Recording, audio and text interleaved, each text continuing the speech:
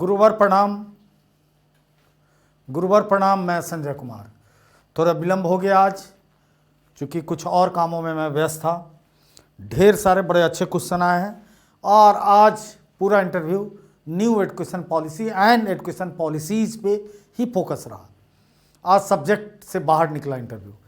तो सबसे पहले एक गुरु का बताता हूँ जिन्होंने रिटेन में सब कुछ टाइप करके क्वेश्चन भेजा और बहुत ही मतलब हमारे प्रति बहुत ही भावुक माहौल इन्होंने क्रिएट कर दिया। खैर, पहला इनसे क्वेश्चन पूछा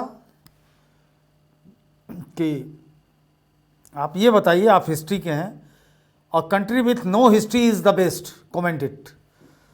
तो इन्होंने कहा कि सर आप ही का फार्मूला अपनाते हुए मैंने कहा कि इस पे मैं कुछ अभी बोलने की स्थिति में नहीं हूँ।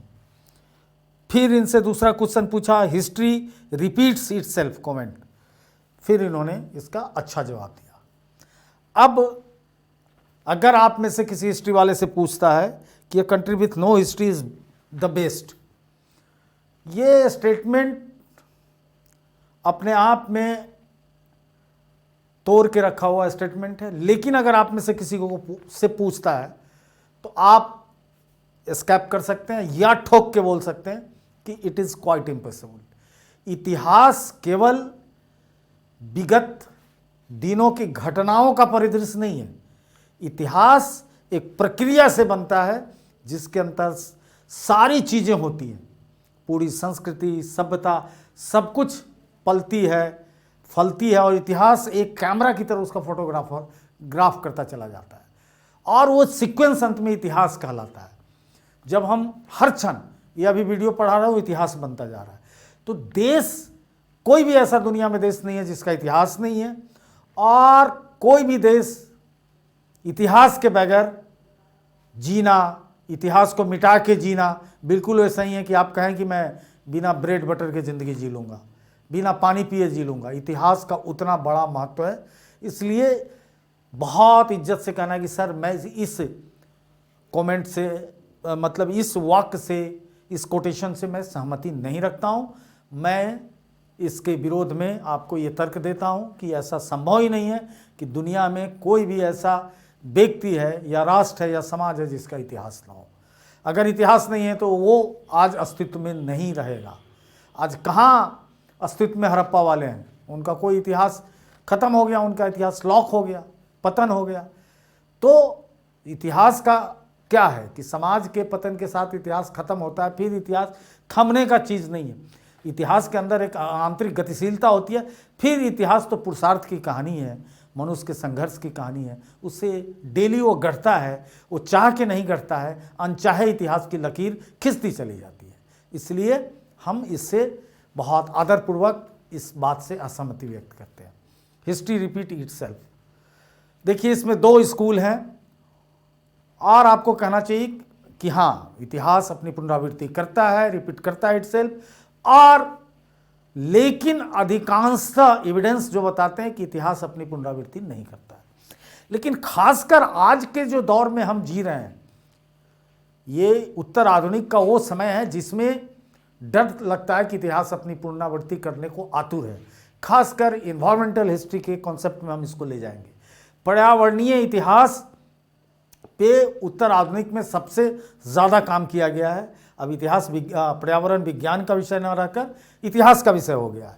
तो वो बताता है कि अगर हम नहीं अपने को संभालेंगे, अगर प्रकृति की चेतावनी से नहीं ठहरेंगे तो हमारा विनाश तय है। और उसी से, उस विनाश से, विनाश अपने आप में रिपीट के सेंस में आएगा इटसेल्फ, तो उस विनाश से पूरे मानव सभ्यता अपने गले में विकास के नाम पे फंदा बांध के घूम रही है। और अगर नहीं प्रकृति की चेतावनी को मानेंगे तो हम नष्ट हो जाएंगे। इसलिए इस बात से मैं सहमति रखता हूँ। और ये सहमति ऐसा नहीं कि इन टोटलिटी में इससे सहमत नहीं हूँ, लेकिन इससे इनकार नहीं कर सकता हूँ। और इसके अलावे इतिहास अपनी पुनरावृत्ति करने में कम यकीन रखता है, बहुत कम। तीसरा question, why government school are not performing well. इसमें सीधा बोलना है, आप दिल्ली वाले हैं, सीधा बोल रहा है कि ऐसा मैं नहीं मानता हूं कि परफॉर्मिंग बेल नहीं है, क्योंकि परफॉर्मेंस का क्या क्या क्राइटेरिया है, क्या मापदंड है, तो रिजल्ट, तो हम रिजल्ट दे ही रहे हैं, तो हम कहाँ किसी से पीछे हैं, किससे कम अब दिल्ली सरकार की स्कूल रिजल्ट दे रही है। तो आप इस बात से साफ इनकार करेंगे कि नहीं, ऐसा गवर्नमेंट सेटअप में खासकर हम लोग जिस व्यवस्था में है नहीं है। और केंद्रीय विद्यालय नवोदय वो तो और अच्छा कर रहे हैं, तो मैक्सिमम लोग वही हैं। और कोई स्टेट के भी बहुत सारे लोग हैं, उनसे पूछा जाता है तो बोलिएगा कि उसका मेन कारण है इंफ्रास्ट्रक्चर। स्कूल के पास अगर पर्याप्त इंफ्रास्ट्रक्चर नहीं है, साधन नहीं है, जितना दिल्ली को साधन मिल रहा है उतना नहीं है, उत्तराखंड में नहीं है, यूपी में नहीं है, इसलिए ऐसा हो रहा है। तो तीनों के तीन एंगल से आंसर होंगे। नवोदय और केंद्रीय विद्यालय वाले ठोक के कहेंगे ऐसी कोई समस्या मेरे साथ नहीं है, ना दिल्ली में भी अब ऐसी कोई समस्या नहीं। Next question, who should be blame for the poor performance, who should be blamed for poor performance of a school, teacher of और a student, choose from these two options. अब इतना ऑब्जेक्टिव क्वेश्चन अगर interview में पूछा जाना है तो आपको सीधा कहना है स्टूडेंट। और स्टूडेंट में फिर आपको वही पढ़ाया हुआ काम आएगा, 16 आवर वर्सेज 8 आवर का डिबेट, कि 16 घंटा जिस कल्चर से मैक्सिमम बच्चे आते हैं, मोर देन 60%, वहाँ सपोर्ट नहीं है, इसलिए स्टूडेंट है। आंसर स्टूडेंट देके डिस्क्राइब कर दीजिएगा। व्हाट इज मोटिवेशन, मोटिवेशन क्या है? तो आपने इतनी थ्योरी मोटिवेशन पे पढ़ी है, लेकिन सीधा सा मतलब है कि जिस काम को प्रकृति कहती है, और आपने देखा है चाहे पावलेव का हो या BF स्किनर का हो, या आए दिन में जो भी प्रयोग शिक्षा शास्त्रियों का है, वो सब बताता है कि मोटिवेशन का क्या मतलब है। चाहे मोटिवेशन के लिए फ्राइडियल कॉन्सेप्ट में देख लीजिए कि जिस चीज़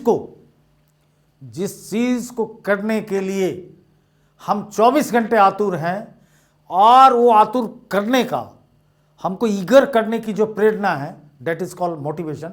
मोटिवेशन एक प्रेरणा है जो हमें अपने लक्ष्य को हासिल करने के लिए अभिप्रेरित करती रहती है। यही शिक्षा शास्त्र आपको बताया है। उसके बाद you teacher are not willing to work, they are not motivated, why do you know. नहीं, ऐसा कुछ बात नहीं कि हम बिलिंग नहीं है, भाई पैसा अच्छा लेते हैं तो नहीं है, और हमारे यहाँ मोटिवेशन की कोई दिक्कत नहीं है। Is your principal an ideal principal, yes, सबसे पूछा जा रहा है, यस, और अपना बता देना है। और up to what extent in percentage, तो बोलना है 100%। Have you practised any specific technique to manage adverse teacher student ratio. तो टीचर स्टूडेंट रेशियो की कहानी ये है कि इसमें टेक्निक यही हो सकता है कि आप उस रेशियो को कैसे ख़त्म कर सकते। 2-3 टेक्निक है।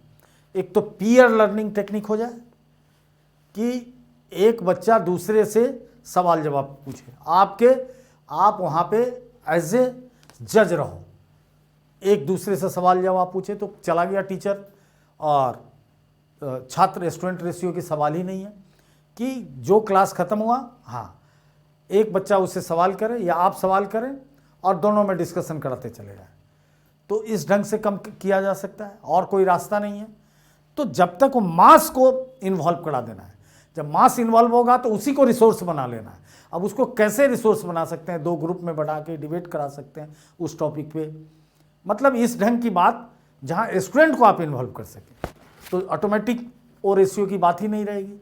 बोलिएगा ऐसा हर चैप्टर के बाद मैं 10-5 मिनट करता हूँ, तो ये चीज़ें हमें नहीं सालती है। और ऐसा नहीं है कि कोई उसमें जवाब न दे या छूट जाए, वो उसमें ये होता है कि एक एक करके सबका सिलेक्शन रैंडमली कर देते हैं, तो मैक्सिमम पार्टिसिपेशन हो जाते हैं।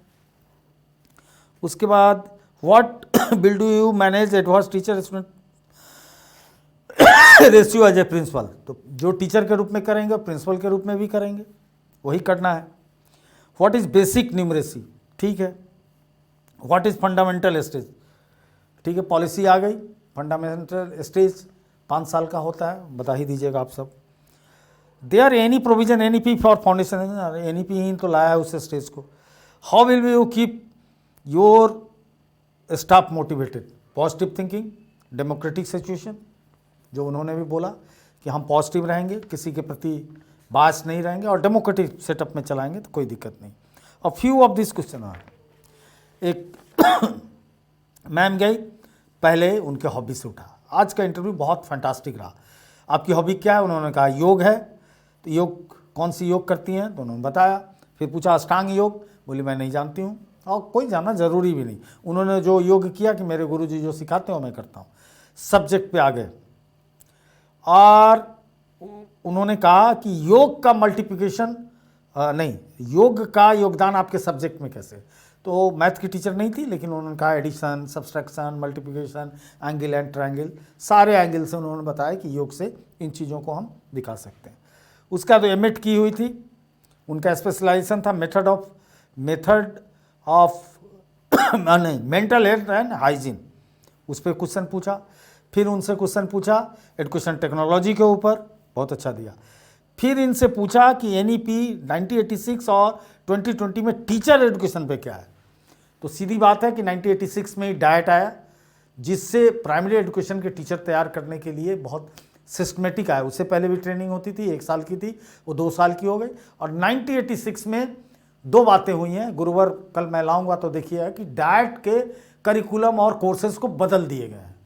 बहुत तेज़ी से उसके अंदर ब्लेंडेड कॉन्सेप्ट को लाया गया है। और बीएड आपने देख ही लिया कि बीएड अब 1 से 4 साल तक का होगा। 1 से 4 साल तक का बीएड होगा, अलग अलग स्लैब में एजुकेशन। जो लोग 4 साल का ग्रेजुएशन करेंगे उनके लिए 1 साल का बीएड होगा, 3 ईयर वाला 2 ईयर्स करेगा और 12 के बाद जो जाएंगे वो 4 ईयर करेंगे। अल्टीमेटली ये सरकार चाहती है कि पूरा बीएड एजुकेशन 4 ईयर हो जाए, जिसमें आपको बैचलर विद बीएड की डिग्री मिले। तो ये बहुत बड़ा मेजर चेंज है। चूँकि 1986 में बीएड के ऊपर कुछ नहीं सोचा गया था, डाइट के ऊपर, डाइट सेंटर उसी समय बना। बहुत अच्छा जवाब देके निकलेंगे। दिल्ली मॉडल स्कूल, वाह, इन्होंने ऑपरेशन बुनियाद की बात की। और हाँ, एक सवाल पूछा कि PUR जो रिपोर्ट में लिखा होता है बच्चों के रिजल्ट में, क्या मतलब होता है? तो इन्होंने कहा कि परफॉर्मेंस से रिलेटेड है। तो PUR पे फिर बात चली। उसके बाद ये इंग्लिश की टीचर थी, इंग्लिश से बहुत सारे सवाल पूछे गए। और उसके बाद पूछा गया कि फर्स्ट डे आप प्रिंसिपल बन के जाएंगे तो एनईपी का क्या लगाएंगे? तो इन्होंने कहा कि मैं एज ए प्रिंसिपल मॉरलिटी की बात करूंगा सबसे पहले, कि मॉरलिटी का क्या सिचुएशन है। ठीक है, अपना अपना सबका है, लेकिन मास लोगों को बार बार कहता हूँ सुरक्षा की बात करेंगे, सेफ्टी एंड सिक्योरिटी की, तो ज़्यादा बात है, वो भी एनईपी में है, ऐसा नहीं है। फिर इनसे भी पूछा रोल ऑफ प्रिंसिपल, और बस इनका ऐसा रहा। अच्छा रहा इंटरव्यू, आज भी 25 से 30 मिनट चलता रहा। हाँ, एक और मैम से, चूँकि इनकी सारी डिग्री डिस्टेंस एजुकेशन से थी, तो पूछा गया कि क्यों आपने बीएड करने के बाद डिस्टेंस में, ये पीएचडी तक थी। तो इन्होंने बताया, जो सही बात है कि समय का अभाव है, तो मैंने किया, मेरे पढ़ने की बड़ी चाव थी, पीएचडी किए एजुकेशन में। तो फिर उसके बाद इन्होंने एक बात कही कि मास्टर क्या बोला जाता है। मास्टर में आपको ये नहीं लगता है कि जेंडर बायसनेस है? तो इन्होंने कहा कि एक ट्रेडिशन है। अच्छा जवाब दी, ट्रेडिशन है। आपसे भी पूछे तो ट्रेडिशन है। आप हर बात में जेंडर खोजते चलेंगे तब तो बड़ा मुश्किल है इतने दिनों की चीज़ों को। तो बड़ा प्रैक्टिकल होकर देना है कि बहुत सारी चीज़ें बड़ा वो संज्ञात्मक, बड़ा सिंबॉलिक हो जाती है, सांकेतिक हो जाती है, ऐसा कुछ नहीं। और क्या डॉक्टरेट ऑफ एजुकेशन है? तो एजुकेशन में पीएचडी है, इसका रिलेवेंस क्या होगा? तो उन्होंने बताया कि हम एजुकेशन के फिलॉसफी को समझा है, साइकोलॉजी को ठीक से समझा है, जिसका प्रयोग मैं प्रिंसिपल बन के करूँगी। एनईपी पर इनसे अच्छा पूछा, बहुत अच्छा। उसके बाद इन्होंने इनसे कहा कि फाउंडेशन स्टेज में भी सिलेबस आ गया 3 साल के बच्चों को, क्या सही है? तो प्रेशर नहीं बढ़ेगा? इन्होंने कहा कि नहीं, खेल मेथड से पढ़ाना है, जोड़ के रखना है, उनको एक तरह से लाइफ की सोशल लर्निंग सिखानी है, तो जिससे हमें फ़ायदा होगा। बुनियाद जैसी चीज़ों को हमको शुरू नहीं करना होगा, वो बच्चे समझदारी के साथ आएंगे, पढ़ने के महत्व को समझेंगे। बहुत अच्छा जवाब दी। वैसे भी गुरु स्मार्ट है। अच्छा, हाँ, इनसे पूछ लिया कोठारी कमीशन, क्लस्टर स्कूल, ये थोड़ा चुप हुए, तब तक बोर्ड से ही बोला कि इसका कॉन्सेप्ट कोठारी में ही आया था, तो उसको याद रखिएगा जो नहीं एजुकेशन पॉलिसी में। इनके बाद देश की इकोनॉमिक एजुकेशन पॉलिसी कौन कौन आई? तो इन्होंने कहा कि पहला कोठारी आयोग आया 64 से 66, दूसरा एनईपी आया न्यू एजुकेशन पॉलिसी 1986, देन वो एक्शन रिपोर्ट आया, जो याद रखिएगा यशपाल समिति, वो भूल गई लेकिन अच्छा बोल दी, वो आया 1992 में। और यशपाल समिति के बाद, हालांकि बीच में 2 समिति और है लेकिन बोलने की ज़रूरत नहीं है, याद रहे तो बोल दीजिए, राममूर्ति और क्या जे जनार्दन रेड्डी, उसके बाद यशपाल आते हैं। तो ये हालांकि 92 एग्जैक्ट पूछा में इन्होंने बोला राममूर्ति तो चलेगा, राममूर्ति का फेज वीपी सिंह गवर्नमेंट के साथ ही है, 92 ही है। उसके बाद नेशनल पॉलिसी, हाँ इनसे एक चूक हो गई, इनसे पूछा गया कि देश क्यों शिक्षा नीति बना के दे देता है, तो इन्होंने कहा कॉन्करेंट लिस्ट के चलते। उन्होंने पूछा कॉन्करेंट लिस्ट कब आया, तो ये बता नहीं पाई, थोड़ा दिमाग से स्लिप कर गया। आप याद रखिए कि 42 अमेंडमेंट 1975 इंदिरा गांधी ने जो सबसे बड़ा अमेंडमेंट किया था उसमें आई। और बार बार समझाता हूँ कि एजुकेशन संघ सूची में ही शुरू से थी, लेकिन 1900 चेम्सफोर्ड सुधार में, ये 1919 में मॉन्टेगो चेम्सफोर्ड सुधार में ये चली गई स्टेट लिस्ट में, फिर 1935 में ही ये आ गई संघ सूची में। उसके बाद देश आज़ाद हुआ तो राज्य सूची में चली गई, और उसके बाद समवर्ती में लाना चला। तो समवर्ती सूची का ये मतलब है कि जिस पे राज्य अगर कानून बनाया, केंद्र बना देगा तो राज्य का कानून खत्म हो जाएगा। अगर केंद्र बना दिया है कानून तो राज्य कानून नहीं बनाएगा, नहीं बनाएगा, नहीं बनाएगा। और इसलिए कि देश का एजुकेशन का एक सिस्टम होना चाहिए। बहुत सारे अंतर्राष्ट्रीय समझौता देश करता है, राज्य नहीं करता है, तो सारे पॉलिसी एंड प्लानिंग इंप्लीमेंट होंगे सेंटर के द्वारा, इसलिए इसको समवर्ती सूची में रखा गया। और संघ सूची में इसलिए नहीं लाया गया कि फिर संस्कृति का क्या होगा, लोकल चीज़ों हट सकती है, डिस्कनेक्ट हो सकती है, इसलिए राज्य को थोड़ी सी अपने पाठ्यक्रम सिलेबस में अपनी चीज़ों को रखने की आज़ादी दे दी, इसलिए ऐसा हुआ। तो थोड़ा इस कंसेप्ट को क्लियर रखिएगा।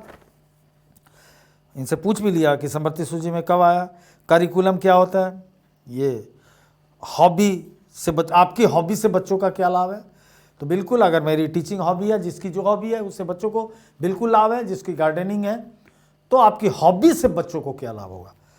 उसके बाद एमएड एजुकेशन के बारे में पूछा, हाँ आपने एमएड क्यों नहीं किया, एमए एजुकेशन क्यों किया, तो भाई ये चॉइस है और एबिलिटी है, अवेलेबल हो गया इग्नू में तो कर लिया, तो ये कोई बात नहीं है।